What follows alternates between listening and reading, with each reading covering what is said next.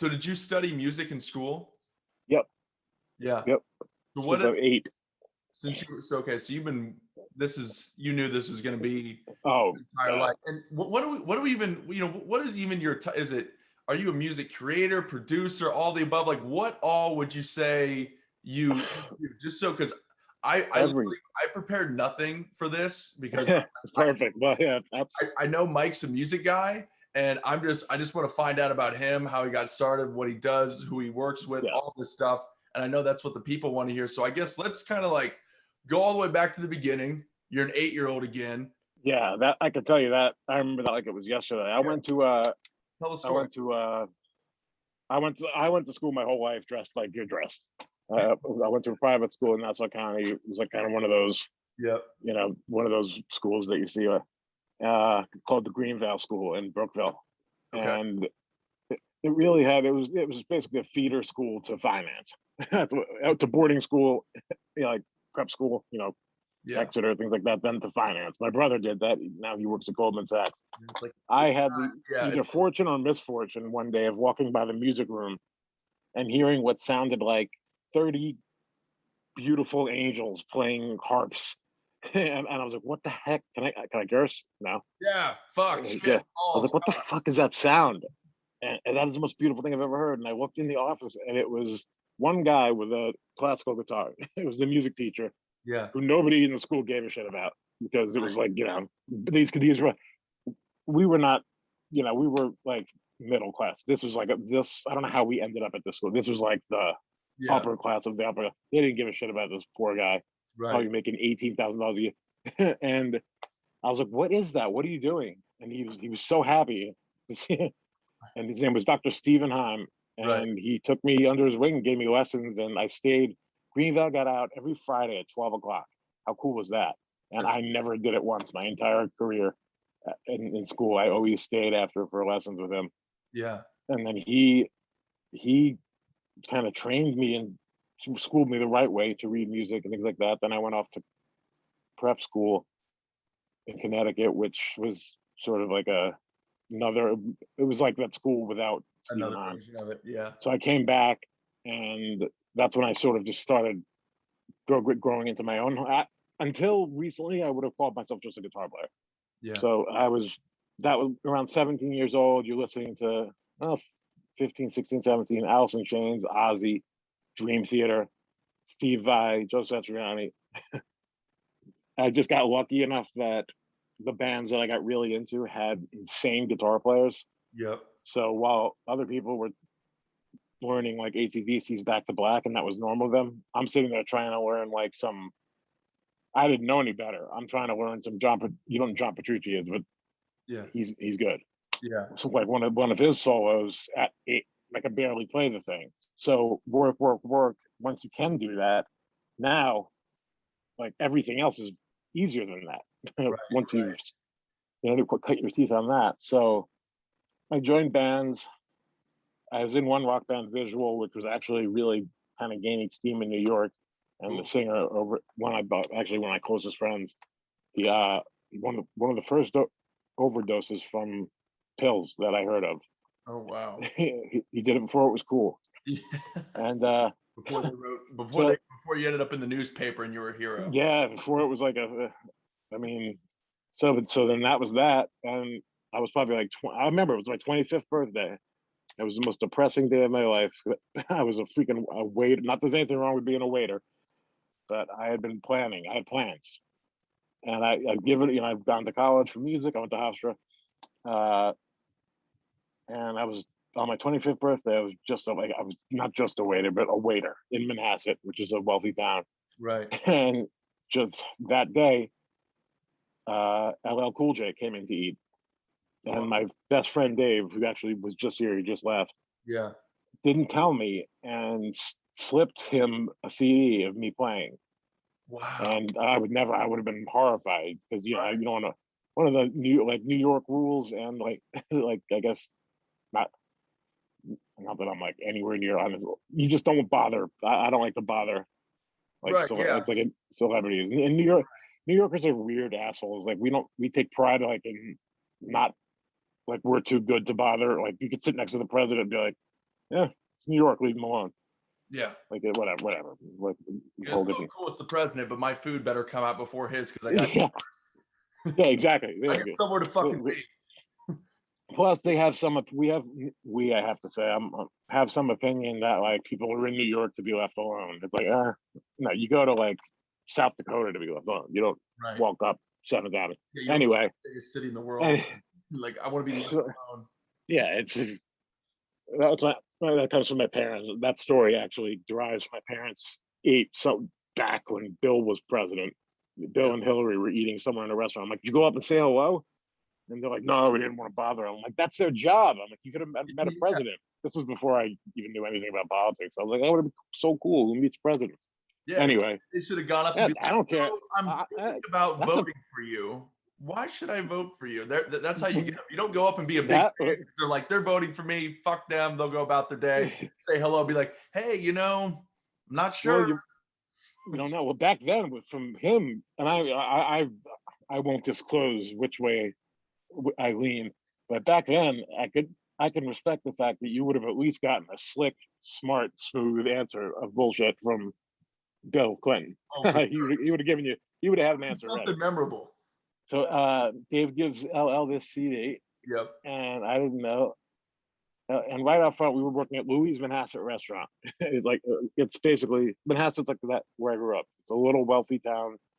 Like, it's very, very, nobody, there's no outside businesses. Everyone's keeps to themselves. And, it's all Wall Street. Like a horrible store. Like after 9/11, I think we had, of all the New York, we had the most cars left at the train station because it was all finance people. Right. So like people didn't come home. It was a horrible thing. Yeah. But so this diner I worked at, with 16 tables, it was the most popular restaurant in the town. And you could pull right up front and see the glass. You see a white Bentley pull up. LL came in. Dave gave him the CD. I see him leave. I never spoke to him. Whatever. Yeah. Because I usually know him when he's in there. He was rarely in there. And he's sitting out there for like 15, 20 minutes. And we're all like, what the hell's he doing? All of a sudden, the restaurant phone rings. He calls from the Bentley. Yeah. And he's like, I need to talk to the guy who's on the CD. Wow. And that was my friend that gave him the CD, was the guy that's funny. He's like, that's Mike. He's the big guy right there. Yeah. I'm like, and God, I mean, those days were a little druggy, so I don't remember exactly what happened. But 4 days later, we were at Morton's Steakhouse. Yeah. And talking business, and I think maybe a week after that, he signed me. He was at the phase of his career where he was ready to start developing artists and things like that. And I mean, the guy was already a legend. Right. And even though we haven't worked together in a while, like if I may say, like the consummate gentleman, like I mean, truly, for somebody who had a record deal at 16, has been famous his whole life, 6'3", jacked, good looking. He has every reason to be a dick. He's the nicest, most respectful, amazing person. When he would meet my mother, like at shows, he would take his sunglasses down, like when he'd speak to her, just little things. Yeah, little things. What was on this CD? So what made you stand out so much? What kind of music was it? This was you. Okay. Yeah, that's another story. Yeah, that's actually a great story. Great and sad kind of. I had this. Yeah. Okay. So it all kind of. We'll jump right before that. I had gotten an internship through Louis, the diner, because all the bosses came home to Manhasset. All the CEOs. That's where they live. Yeah. So the CEO of Warner Music Group gave me an internship at Warner Chapel, where I met this guy BD. He was like a singer rapper with no band. One thing led to another. We ended up being roommates. Barely knew each other. Barely knew each other. And he would listen to me playing piano, guitar, like singing all in my room. Yeah. And he'd be like, dude. So we had no money. We were kids. All he had to his name was this. I guess it was a good camera. I guess it was like an $1,800 camera. Yeah. He needed a car. And he went out without telling me and sold it. And he bought me one of those old, huge Macs. You could see through them. Right. It was old. Yeah. And what's called an M box, which is like the lowest level of a way to get music into a computer. Yep. and a Fuji CD. And not that I'm not diminishing it. It was so he bought me a computer, the M box, and a Fuji CD. And he goes like, "I've never met anyone like you." He's like, "Take this stuff, listen to this CD, make me beats like this, and I will have it signed in a month." And that night, I made a song called "One More Round," and Hollywood. And Hollywood ended up being in some like very, very big movies. But 1 month later, almost to the day, 4/22/08, we were signed to LL Cool J. He really was. BD doesn't get credit. I'm trying to give him more, because what happened then is we signed, and then it became bigger and bigger a little bit, so we needed a band. It was just I played all the instruments, and then Macklemore. Oh, okay. Macklemore has like his guy that makes his music, and then I was the music, BD was the words. But this was getting big, and LL wanted to put us on the road. We needed a band. Yeah. So in comes the band. A month later, the band inevitably wants publishing. They want better contract. Yeah, they want the world. Well, they want songwriting. BD and I wrote every single song. We'd write a song a day. I'd write all the music, have a song waiting, and then he'd come in, listen to it, and in an hour he'd have brilliant words. We'd record it, and that we made a demo doing that. Then LL put us in Platinum Sound, which was Wyclef Jean and Jerry Wonder. Jerry Wonder was one of the producers on the Fugees. He's Wyclef's cousin and the bass player for the Fugees, and he's also established.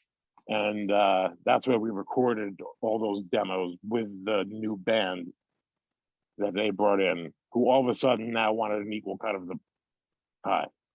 Yeah. So just the dynamic already, it was just not. And BD was, from a different. He wasn't from Manhasset. He was a little tougher upbringing.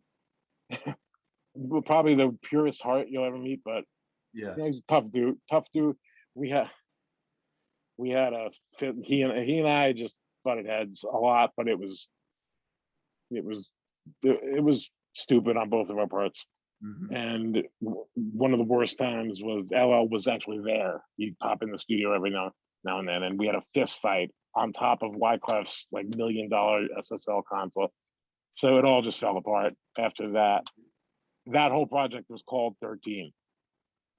That was the name of the band.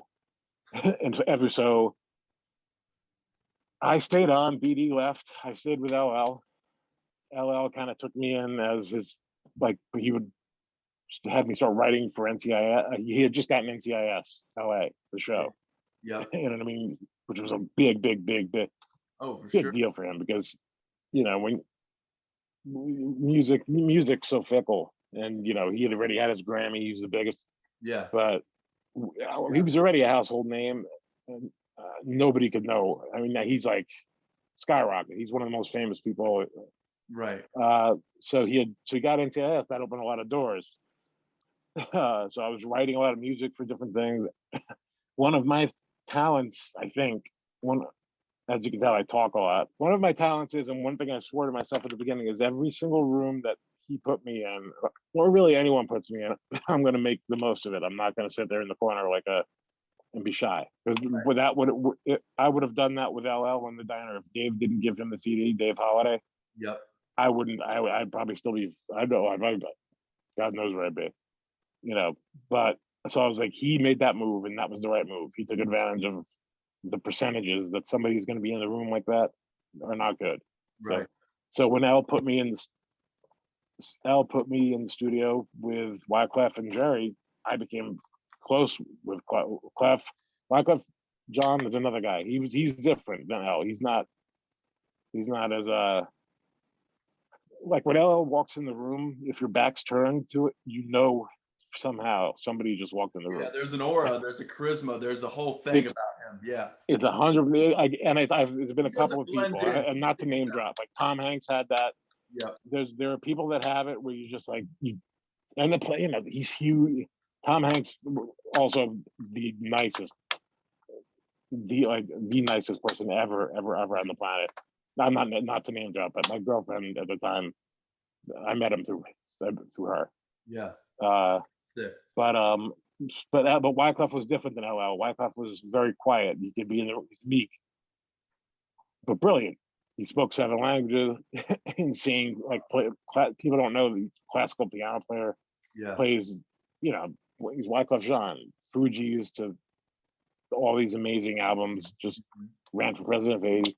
So I became close to him to the point where he would bring me in the back. This was as digital was developing, probably in 2014-ish.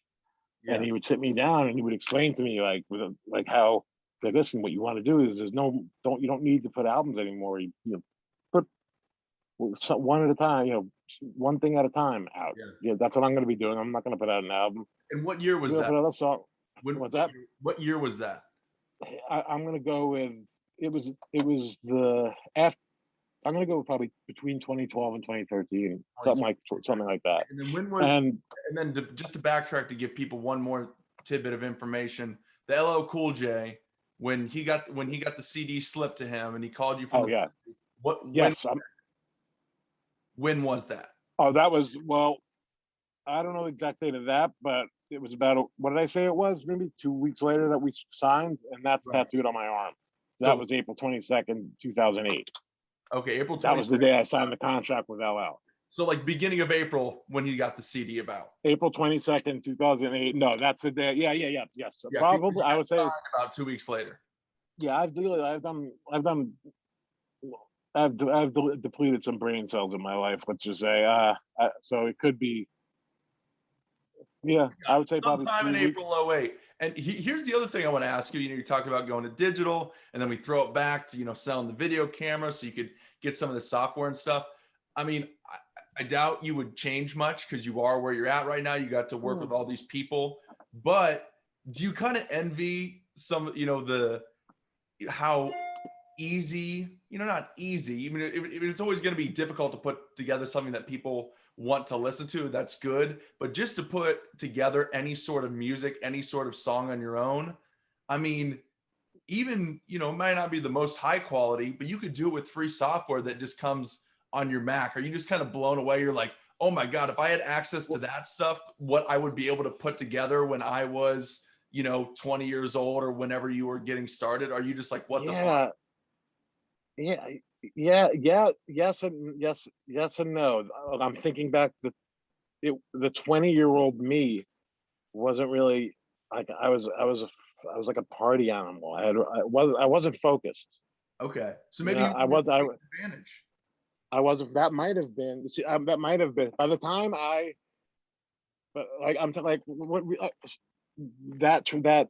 that camera selling and BD giving me the CD and telling me, that was the first time in my life I ever thought of myself as anything but a guitar player.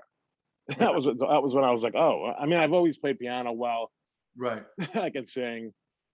I can play a lot of instruments, bass, drums, whatever. But guitar is like, that was always. That's your baby. That was the first time I ever considered the business. I never really considered the business. I always considered working in the business. Yeah. Maybe I was like, that'd be cool to work at like a record label, but I wasn't focused. I was partying. I was 20. I was a late bloomer. So by the time I was actually ready to make music, believe it or not, I'm only 19. I don't know how old you think I am. I'm kidding. By the time I was ready to make music, it was all there. It was all there, but nothing like what if 10 years ago, if 10 years younger Mike saw what I have in here. Yeah. This is the kind of stuff I have I have on each coast, the kind of stuff that used to be a high-end recording studio. Yeah. You know what I mean? Like, and this is where I don't need to go to, that COVID proved that to everyone. That's why I did very well during COVID. One of my major streams of resources, which I actually now have built into a business, was I was thinking one day, because one of my friends I used to be a bouncer with on Hollywood Boulevard. Yeah. He hit me. He's like, dude, it was the beginning of COVID. He's like, I have a podcast. He's like, can you make me a theme song? Yeah. I was like, of course. He's like, how much? I'm like, nah. It's called The Absurd Reality podcast. It's great. And I was like, I'm not going to charge you, bro. But then in my head, I'm going, wait a second. I'm like, and Joe's not a dickhead. Joe's great, but everyone else in LA is. I was like, every dickhead in LA is like, all these kids are sitting there with, all you need is a laptop and opinion in LA, and they all need custom music because none of them. So I was like, let me start pitching these people. Yeah. Because these are kids that they'll talk to two people. But if they can have the guy that wrote music for NCIS, and the guy that like played guitar, at that summer jam with Joe, whoever, it'll be a cool talking point. So I started doing it for like $250. Yeah. They think it's it's a big. I mean, it is a good production, but yeah. And just so everyone knows, Mike, I think we have one episode out now. This is for the audience. Mike now does music for this podcast. So just so everyone knows, yes, which is awesome. Yes. No, that was an honor. You're not one of the assholes that I was talking about. You might be an asshole, but no, you weren't. I wasn't talking about you. So good. No, but yeah, no, it was an honor, man. I've heard. So quick. Yeah. You do it right. Yeah. Thank you. Yeah, and we love the music. Right. Everyone's gonna love it. So yeah. It was this a freaking gnat. I think it's the same gnat. It's been in this room for days. He's driving me mad. Haunting you? He's driving. Yeah, that was an honor. That was fun. That's the kind of stuff I love to do. Yeah. I love like jazz is not something I would normally. Right. That's a skill that I need to keep. It's good to keep that knife sharp because I do a lot of. I sell myself, like my Instagram is like a business card for different genres of music that I'm able to. So when a music supervisor, like for a TV show, we need like a 15 seconds that sounds like Ella Fitzgerald, 20 seconds that sounds like Garth Brooks, and right. like I need a DJ Premier sounding beat, and I also need a lap steel guitar solo. I need it today. I'll be like, I can do all of that myself in 4 hours. Yeah. And then they're like, wait a second, we don't have to pay 20 people. Right. This guy will do it all. We pay him once. Yeah. And so it was keeping my jazz chops sharp. It was good. And it was an honor to be I like the night one. The day one's cool. Yeah. Day one's it's very fresh. But the night one's like that. It really it's cool. Yeah. Well, I was gonna make you want to smoke cigarettes again.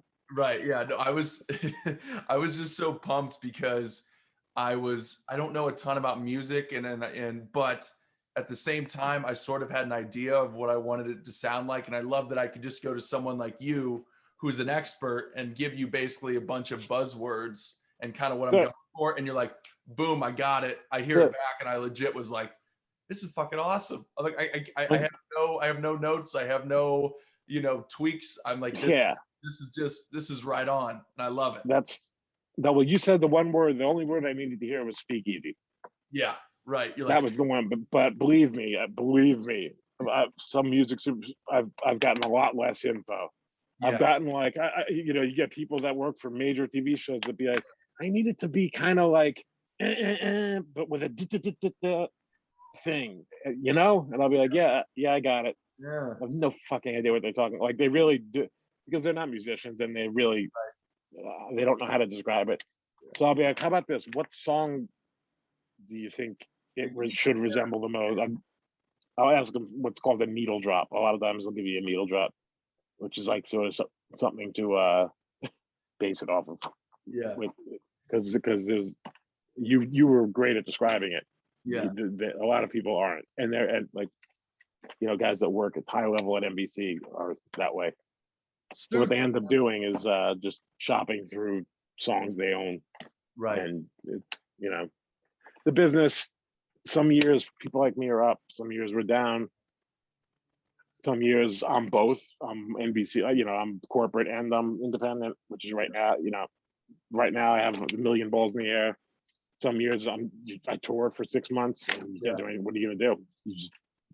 That's what you do. So you can't really record or do sessions or anything. Where's the coolest place that you've heard your music, or the coolest person that you've worked with where you're like, man, you flip on the TV or you flip on a song or whatever it is, and it's like, man, this is pretty fucking cool. This is my stuff. This, I worked in collaboration with this. Where's Oh been my the God. place where your music has popped up? Oh God, Jesus. Well, there was Feel free to give a bunch. there was a movie with Michael Clark Duncan and Taraji Henson, who I think together have something like 5,000 Oscars. Yeah. And when they're I think it's called From the Rough, and as the movie's ending and they're holding the trophy in the air, it fades off, and my song comes in, and it runs, and the song starts with just me on piano. Yeah. And it kicks in, and it runs the whole runs. That was in like movie theaters. That was pretty cool. Right. Did you see that in the theater when it happened? Were you able to be like oh yeah, hear your song? I have that clip on my it's cool, man. Yeah. That was cool. But I think the coolest I wasn't there for, but it was all over the line. It was I produced a song tying into that LL thing through the NCIS. Yeah. I did a show with LL out in San Diego at Petco Park where the Padres play. Yep. Backstage, I met Paulie Perrette from NCIS. She plays Abby. She played Abby. We became like very, very close. I moved out to LA. Basically, I was like, we're going to produce her album. We were hanging out, just making music and all that. And as a result of that, I don't know if she introduced me. She had become friendly somehow. Oh no, it was a friend of mine that introduced me to DMC from Run DMC.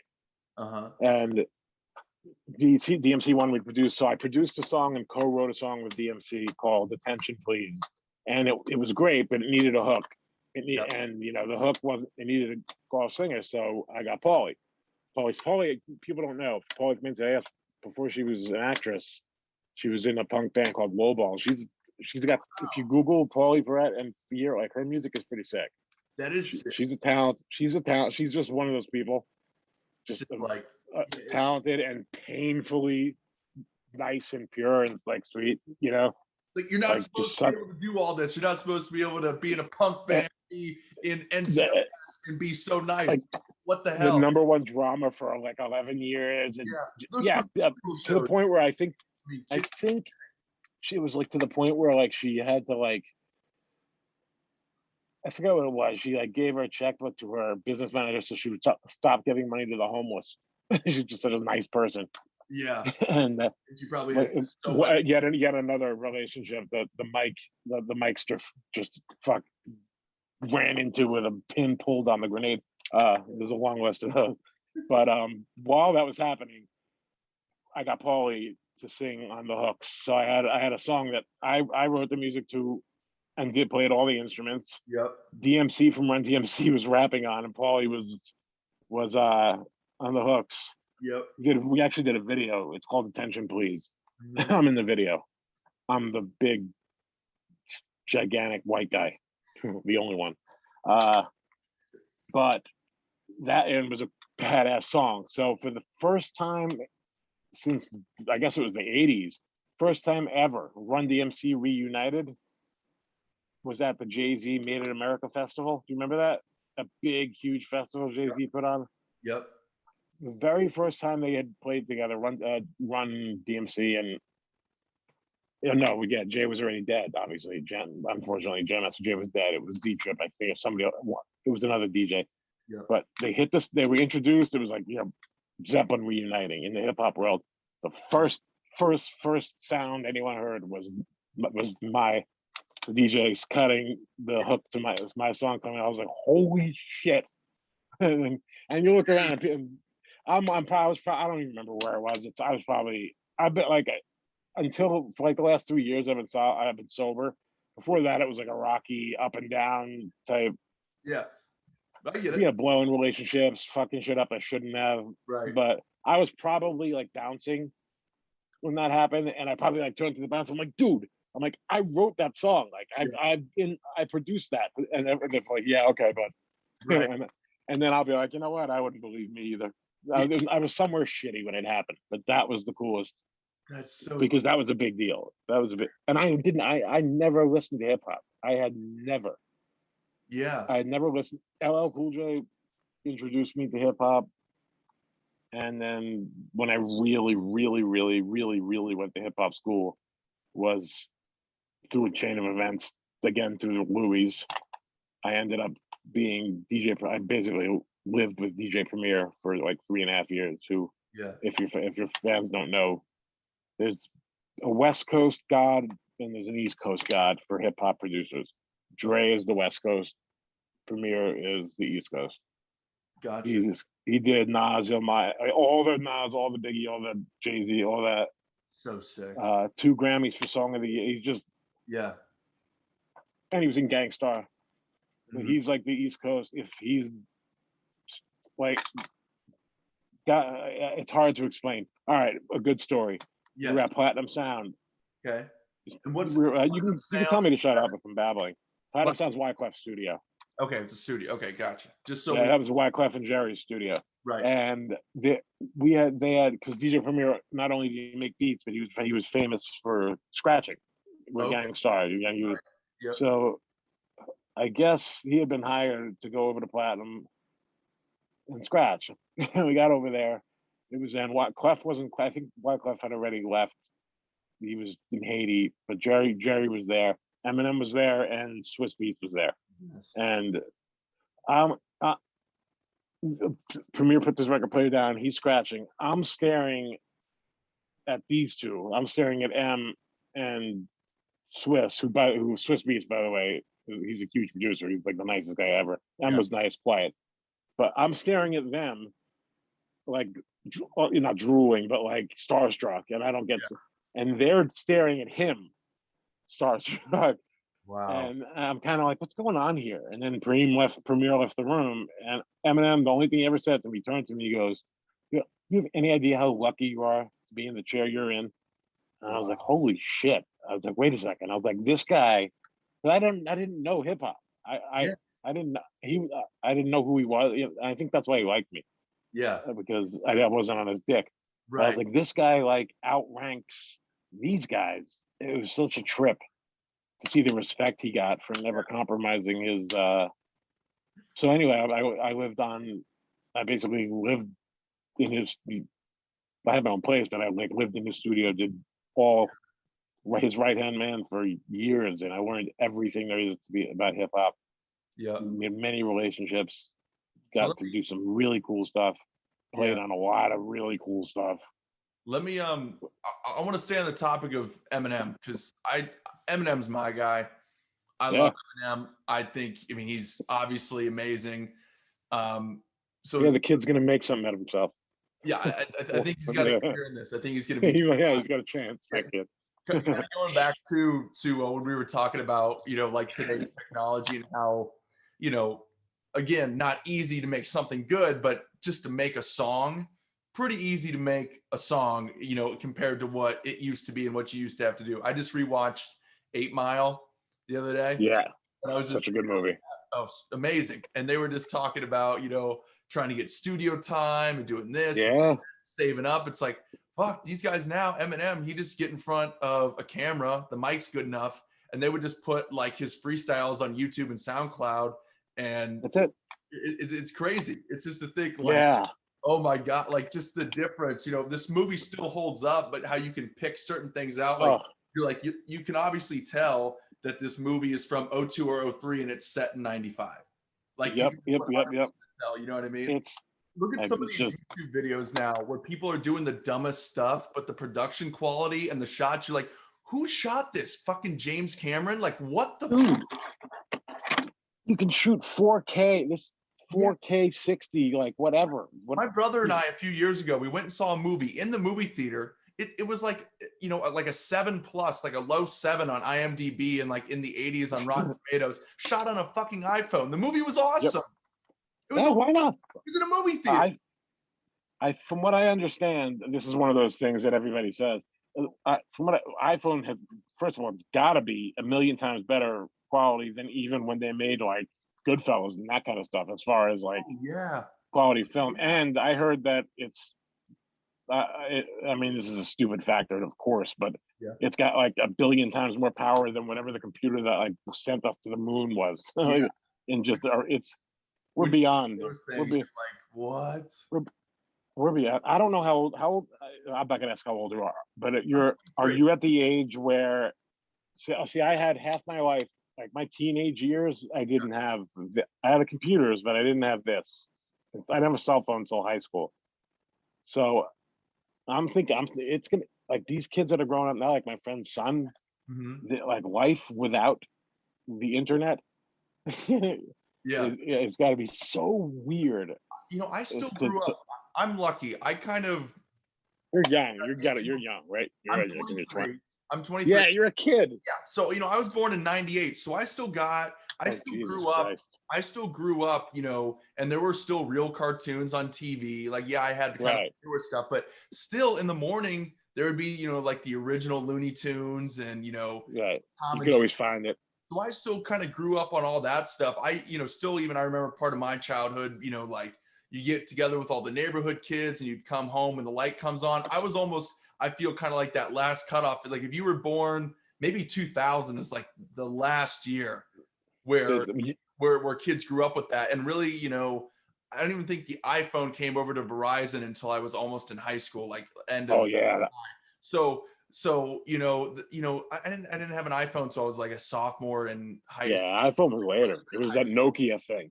Yeah, and now I got my mom has told me, and I've had like conversations with some of her friends who are like elementary school teachers, and like just one, and now because of Netflix and all these other things, these kids show up and that's all they know, and they're at lunch like fifth graders talking about like Game of Thrones and The Walking Dead, and they have Apple Watches on, and the teachers are like, what are we supposed to do? We don't control over this. Their phones are going off, they're getting and calls, and there's nuclear codes on their watches. They're like, what the fuck? That's it.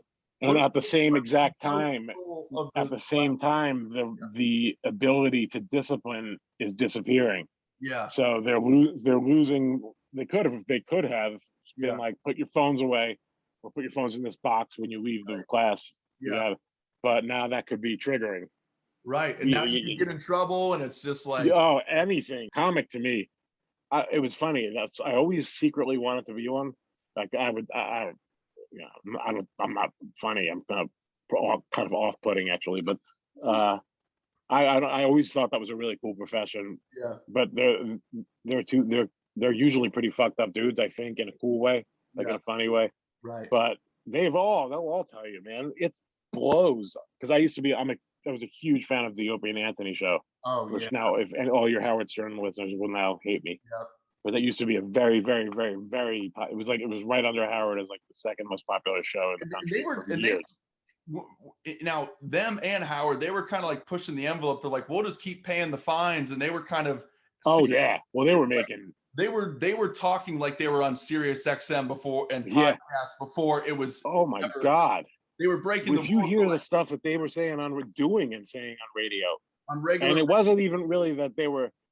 You just what you could get away with as compared to what you can. I mean, you can't. There's basically no DJs now, but I mean, they would put O&A would put. I mean, Howard obviously everyone knows what Howard did. Howard did some insane.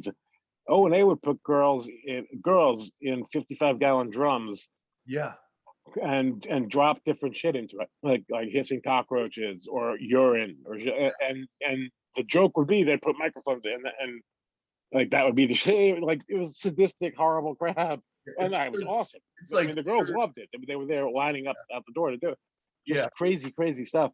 But I was a big fan, and off that, as a result of that show, came the careers of like Jim Norton, Bill Burr, oh my God, Patrice O'Neal. All these big comics came out of because Joe Rogan actually attributes his entire podcast, as he said it many times, to Anthony Cumia.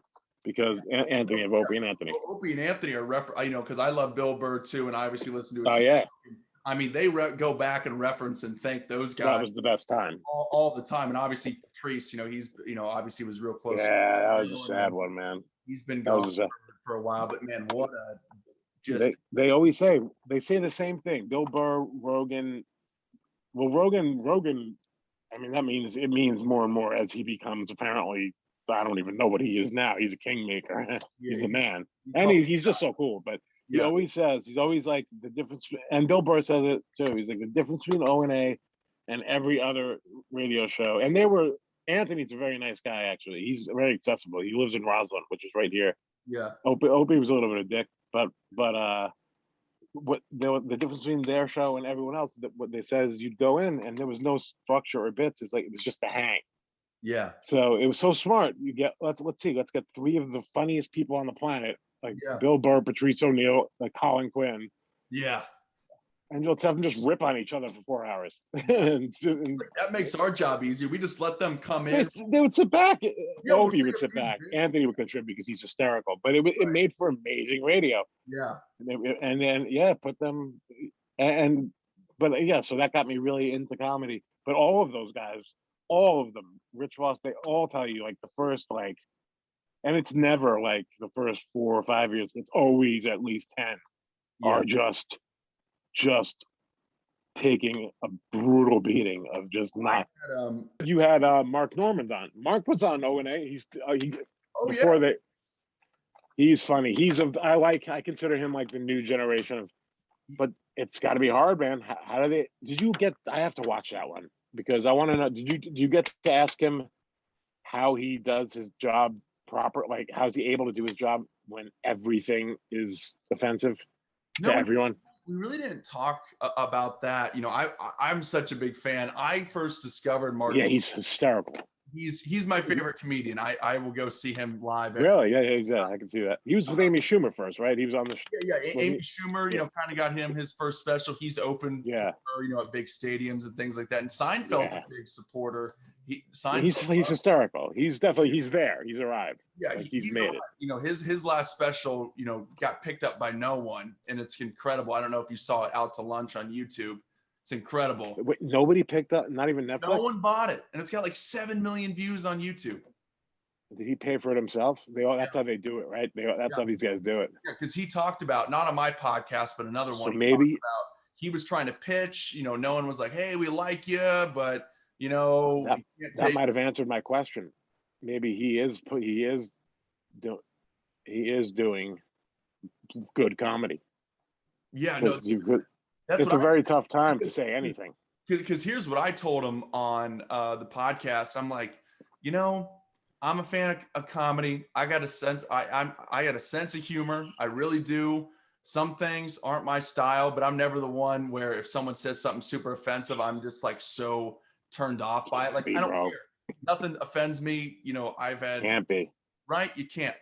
And I'm like, you can't be. I've tried to watch some of these specials that are on Netflix, and I get why some of these people have specials on Netflix, because commercially they're bigger and they can guarantee the view. Yeah, man. And That's what? It. But then I watch them. I can't make it 5 minutes. Some of these are terrible. And then, Mark talked about, he goes, you gotta check some of the boxes, want to be more diverse. But I'm like, no, I'm talking about the fucking white guys. I'm like, a lot of the other guys that are on there, I'm like, are great. Like, obviously Chappelle, Kevin Hart, when he was royalty. Kevin Hart, has like, I think one. Is he funny? He seems like a good guy, but is he funny? Here's my thing about Kevin Hart. There's like one album, or there's one album that's really, really good. I love his movies. I like him as an actor. Yeah. Other than that kind of absolutely. album, I'm not. Yeah. No, I mean, Mark Normand as a stage performer, like if he were, there's his energy is amazing. I never. He does football. Has done a football stadium. There's a reason. Yeah. I know. Yeah. I mean, I'm not knocking the guy. I don't even know that. I'm no purveyor of. Yeah. I know he's a great performer. I'm sure if I went to see it, I'd be like, that was actually a good show. But I don't know that I would punchline. I don't know that I would laugh. I don't seem to laugh. But Yeah. Well, that's kind of like me with Rogan. I love his podcast. I think he's very funny. But his stand-up, it doesn't hit. It doesn't hit. I never understood the stand-up.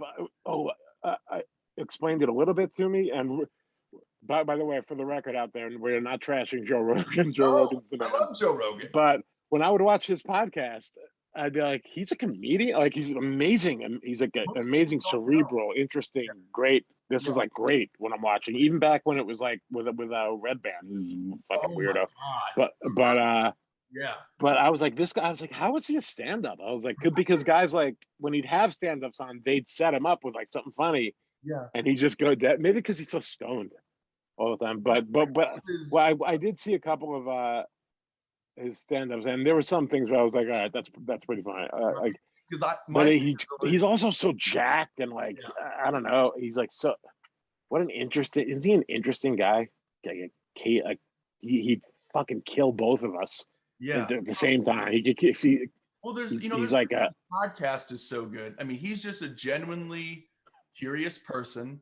There's a reason he has a variety of guests, and he's a good listener. And I think he, unlike some people, he just really lets it breathe and lets people talk.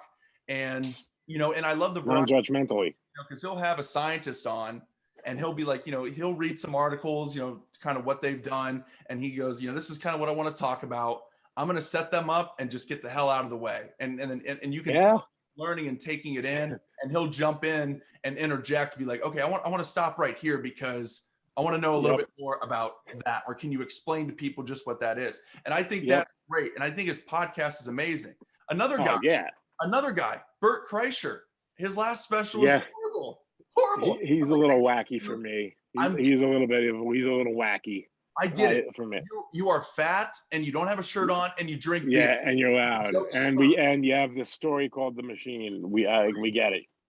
I don't go in for the again on a podcast. Him and Tom Segura, I'm all in. They're great. They're hilarious. Segura, I like. I want to get back to how I discovered Mark Norman.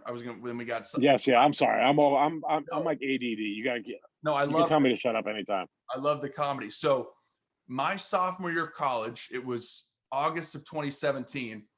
One of my buddies from Ohio came out and visited me here in Arizona. That's where I went to school, now where I live.